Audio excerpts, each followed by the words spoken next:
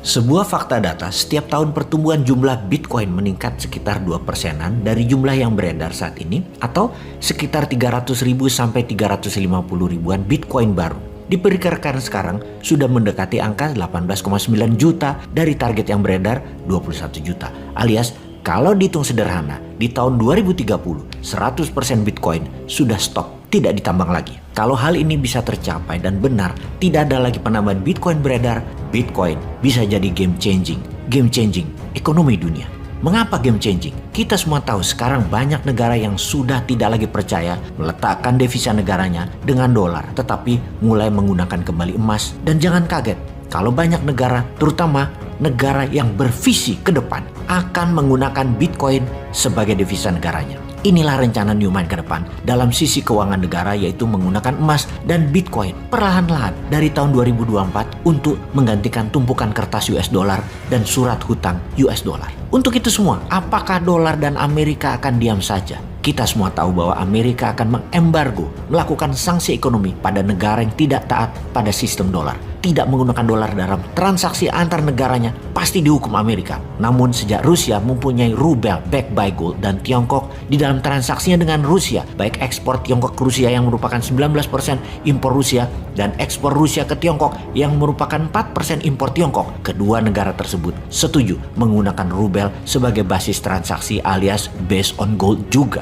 Keduanya dalam 6 bulan ini sudah meningkatkan transaksinya lebih dari 30% yang akan membuat ikatan keduanya Rusia Tiongkok menjadi tambah akrab dan solid. Ini membuat Amerika sekali lagi marah dan kalah taktik. Amerika serba salah. Sekarang dolar yang dicetak kebanyakan, suku bunga tinggi, inflasi tinggi, dan dunia mulai melawan tidak pakai dolar, terutama negara-negara yang pro Rusia yang mengakibatkan turunnya demand terhadap dolar. Sesungguhnya inilah masa untuk Indonesia, negara-negara yang terikat dengan dolar mulai bergerak melepaskan belenggu dolar. Boleh pakai rupiah backed by gold, boleh juga pakai rubel selama backed by gold. Rindu banget deh punya negara dan pemimpinnya yang kelas dunia, yang tahu masalah dunia dan tahu menyelesaikannya, dan ikut bermain aktif, bukan hanya diplomasi tatap muka, meeting foto-foto. Perlu lebih agresif lagi, dan saat ini peluang terbaiknya adalah peluang untuk memulainya. Jadi apa yang Indonesia harus lakukan? Pertama adalah membangun narasi di kalangan ilmuwan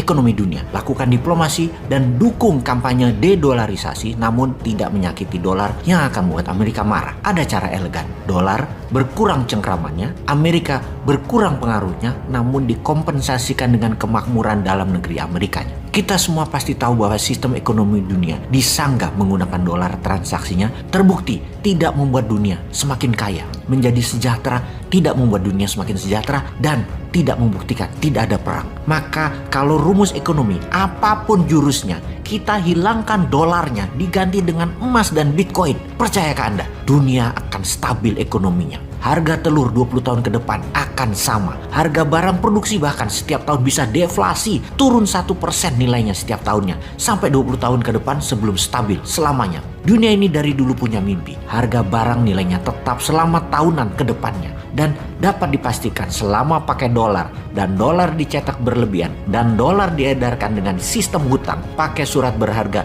yang ada bunganya, lupakan dunia akan sejahtera. Solusi menggunakan currency backed by gold adalah yang terbaik, di mana langkah awalnya seperti apa yang MMT lakukan yang telah diterapkan di dinaran. Pakai berat emasnya dalam transaksinya, pakai gramasi emasnya aja sekalian, tak usah buat uang fiatnya lagi. Bisa transaksi fisik pakai micro gold untuk di bawah 1 gram, bisa pakai fisik emas juga di atas transaksi 1 gram, atau pakai digital seperti kita semua tahu. Transfer banking system merupakan transaksi 90% dari transaksi mata uang dunia. Dinaran adalah digital gold banking transaction, bukan hanya sarana jual beli emas. Di seluruh dunia, uang fiat, fisik uangnya tuh hanya 20% yang dipakai transaksi di dunia. Bahkan di Tiongkok tinggal 10%. Semakin kesini, dunia semakin cashless, dan underlying transaksi terbaik tetap emas, gramasi emas. Ini bukan promosi dinaran yang diciptakan oleh 3 pakar ekonomi yang salah satunya adalah pengusaha papan atas mantan menteri. Namun, ini lebih dari kegelisahan bersama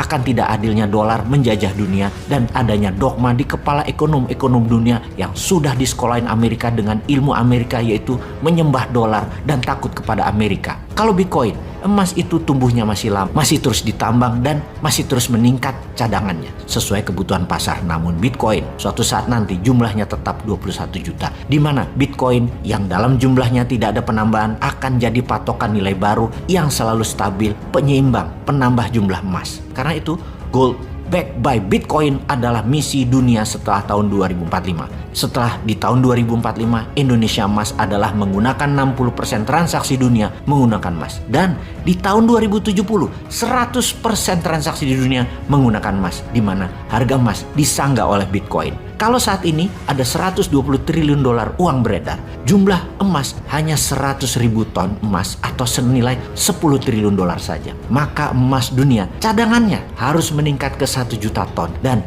21 juta Bitcoin senilai 1 triliun dolar saat ini akan menjadi 10 triliun dolar di tahun 2045 dan akan menjadi 50 juta dolar di tahun 2070. Di mana cadangan 1 juta ton emas di tahun 2070 akan membuat dunia seimbang, balance di antara nilai pasar, jumlah barang produksi, dan emas sebagai alat transaksi. Dan sejak tahun 2070 ke depan, dunia tanpa inflasi, dunia tanpa bunga. Yang jadi pertanyaannya, apakah Indonesia pemimpinnya?